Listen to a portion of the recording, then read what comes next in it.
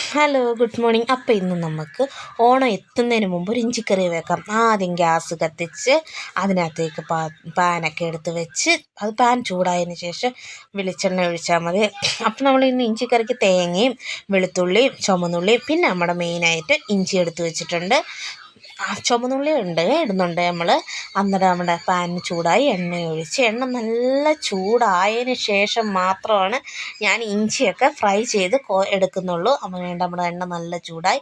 ഞാനിതിപ്പോൾ 1/2 കിലോ ഇഞ്ചിയാണ് എടുത്തിരിക്കുന്നത്. 1/2 കിലോ ഇഞ്ചി അതിനകത്ത് ഇട്ട് ചുരുങ്ങി വരുമ്പോൾ ഒന്നുമില്ല, പക്ഷേ 1/2 കിലോ ഇഞ്ചി നമുക്ക് അതിനകത്തോട്ടിട്ട് നല്ല വൃത്തിയായിട്ട് ഫ്രൈ ചെയ്തെടുക്കണം. ഞാൻ ഈ ഫ്രൈ ചെയ്ത് ഇപ്പോൾ ഇങ്ങനെ ഇരിക്കുന്ന ഞാൻ ഇതിൻ്റെ ഇടയ്ക്ക് തേങ്ങ ചിരകുന്നുണ്ട്. അപ്പോൾ തേങ്ങ ഞാൻ ഒരു തേങ്ങയൊന്നും ഫുൾ എടുത്തിട്ടുള്ളൂ, ഹാഫ് തേങ്ങയുടെ കുറച്ചേ എടുത്തിട്ടുള്ളൂ.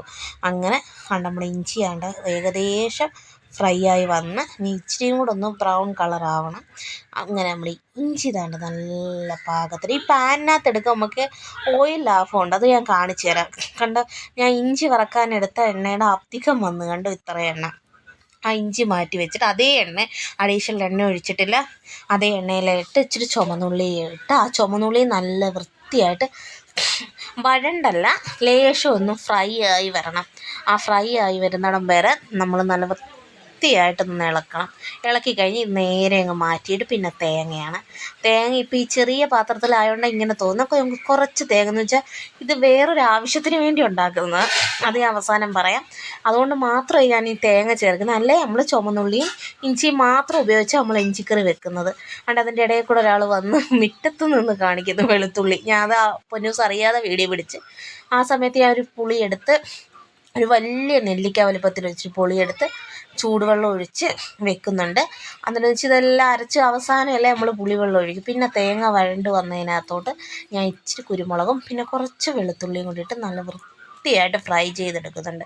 അങ്ങനെ ഫ്രൈ ചെയ്ത് അത് നല്ല ഫ്രൈ ആയി വന്നപ്പോഴത്തേന് അതിനകത്ത് പൊടി ഐറ്റംസായ മല്ലിപ്പൊടി, മുളക് പൊടി, മഞ്ഞൾപ്പൊടി ഇതെല്ലാം ഇട്ട് നല്ല വൃത്തിയായിട്ട് ഫ്രൈ ചെയ്ത് പിന്നെ നമ്മൾ ഫ്രൈ ചെയ്ത് നേരത്തെ മാറ്റി വെച്ചിരിക്കുന്നില്ലേ, അതും കൂടെ ഞാൻ പിന്നെ ഇതിനകത്തോട്ട് തട്ടുന്നുണ്ട്. അതും കൂടെ തട്ടുന്നതിന് ഉദ്ദേശമെന്ന് വെച്ചാൽ ഇത് എല്ലാം കൂടെ ഒന്ന് മിക്സായി വരണമല്ലോ, അതാകുമ്പം എല്ലാത്തിനും എല്ലാ കാര്യങ്ങളും പിടിക്കും. അങ്ങനെ അതുകൊണ്ട് ഞാൻ അതും കൂടെ അതിനകത്തേക്ക് തട്ടി. ഇനി ഇതെല്ലാം തണുത്തതിന് ശേഷം മാത്രം എടുത്ത് മിക്സിയിൽ അരയ്ക്കുക. മിക്സിയിൽ അരയ്ക്കുമ്പോൾ ആദ്യം കുറച്ച് നേരം ഇത് വെള്ളം ചേർക്കാതൊന്ന് കറക്കിയെടുത്തിട്ട് പിന്നെ നമുക്ക് കുറേശ്ശെ വെള്ളം ഒഴിച്ച് നമുക്കിത് അരച്ചെടുക്കാം. അപ്പോൾ നമ്മുടെ മിക്സിയൊക്കെ എടുത്ത് വെച്ച് ഞാൻ അരച്ച് നമുക്കത് അരച്ച് വന്നിട്ടുണ്ട്. തണുത്ത് കഴിഞ്ഞിട്ട് നമ്മളിത് നല്ല വൃത്തിയായിട്ട് ഇപ്പോൾ അരച്ചെടുക്കുമ്പോൾ ഒരു കളറായിരിക്കും. പിന്നെ അരച്ച് മാറ്റിയിട്ട് പിന്നെ ഞാൻ അതേ ഫ്രൈ പാനിലോട്ട് കുറച്ച് എണ്ണയും കൂടെ ഒഴിച്ച് നമ്മുടെ പച്ചമുളക്, വെളുത്തുള്ളി, കറിവേപ്പില ഇതെല്ലാം കൂടെ ഒന്ന് മൂപ്പിച്ച് കടുക് വറുത്തെടുക്കുന്ന പോലെ എടുത്തിട്ട് അതിനകത്തോട്ട് നമ്മൾ അരച്ച് വെച്ച അരപ്പ്. ഈ കളറ് കണ്ടിട്ട് നിങ്ങൾ ഒന്നും വിചാരിക്കേണ്ട. കാര്യമെന്ന് വെച്ചാൽ ഇത് കറിയായി വരുമ്പോൾ നമ്മൾ പുളിവെള്ളത്തിനകത്ത് ഒരു നുള്ള കറിവേപ്പിലയൊക്കെ ഇട്ടാണ് വെച്ചിരുന്നത്.